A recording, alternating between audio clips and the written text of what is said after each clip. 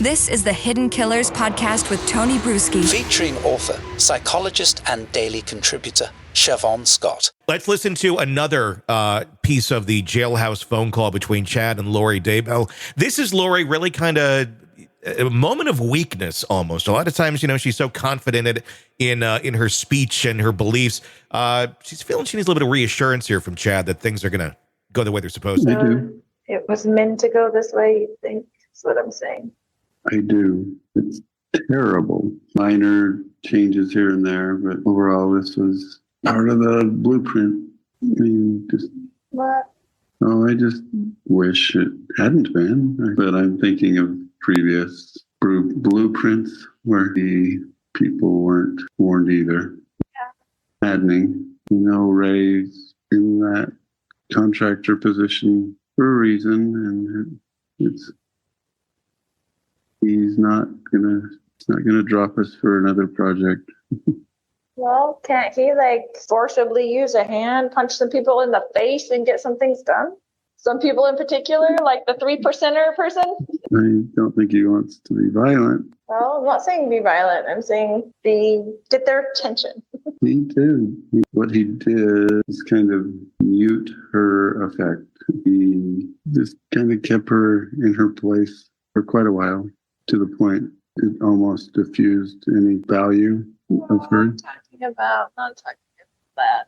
In the beginnings, going back over the whole blueprint and all the things that we've been, I don't know what the word is, when you go through it. Anyway, a lot of that stuff could have been avoided. Yeah. Just minor tweaks. Yes. And I don't know why it had to go down this road to where we are now in the project.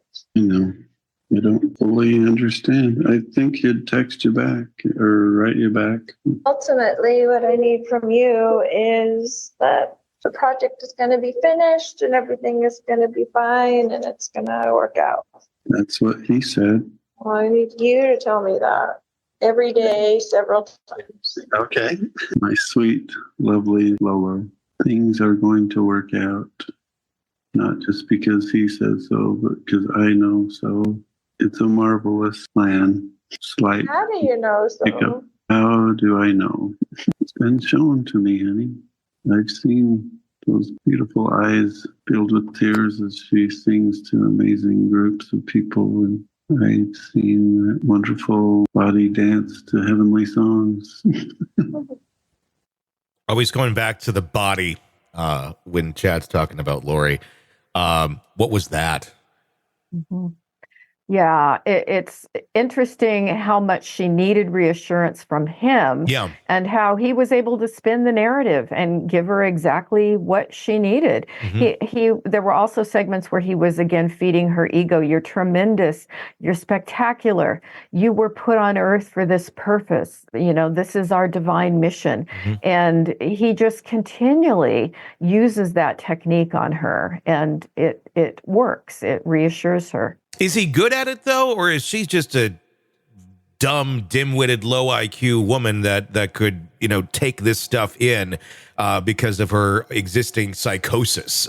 Because he doesn't seem like, I don't know. I mean, when you think of a charismatic cult leader, it ain't Chad Daybell. Yeah. Yeah, he had a select group of people, and they were not the sharpest tools in the toolbox. And Lori was prone to magical thinking her entire life. She was prone to be vulnerable to people giving her flattery. And, I think he was a very good manipulator. She could be a good manipulator, but neither of them are very intelligent people. Who's in charge in all this? I mean, is Lori, because, we thought, I think a lot of us thought anyway, after the Lori trial, that Lori was the one that was pulling the strings here. We're seeing this, we're seeing some insecurities. We're seeing her, saying, if I was out, I could do this better or that better. Is anyone in charge here? Or is this kind of like a 50-50, cult leadership, which ultimately crumbles?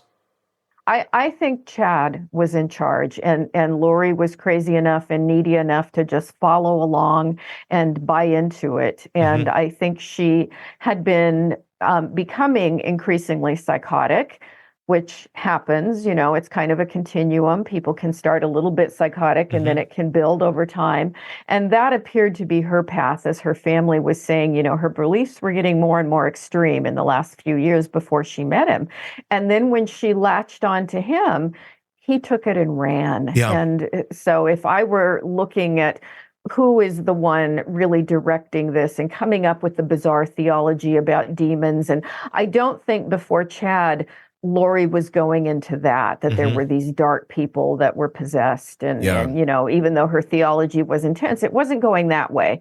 And that was all coming from him. Yeah. Well, he's saying it was shown to me. Anytime someone says it was shown to me, it's like, run, just run. Let's listen to one more piece of Chad. Again, I literally labeled this, Chad blows more smoke up Lori's ass. Let's take a listen.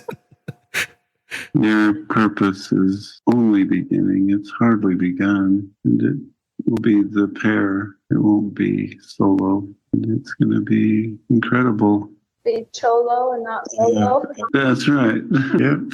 It will be the Eurythmics. No solo careers. I'm just absolutely sure. I was saying it will be the Eurythmics. It won't be 2 solo careers. I know, but I'm saying, you said you have absolute what? Confidence? Absolute assurity, confidence, confirmation. It's going to be as seen. There's some things that aren't going to be altered. Your value is tremendous, immense, and needed in every way. You're tremendous, my love. I know that is a fact. I think you underestimate yourself. I'm not trying to give you a big head or ego, because you don't have one. You just are spectacular, and the Lord is going to use those talents on earth at this time for that purpose. I'll try to call you back so we can pray. Okay.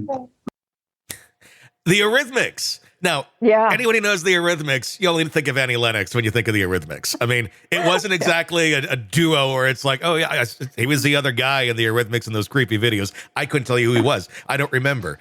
But Annie Lennox is who I remember. So not a great reference there, Chad, but okay. Again, just blowing more smoke up her ass. Does Chad believe it? Are you getting that Chad's believing any of this? Or is this, I'm going to say what I need to say?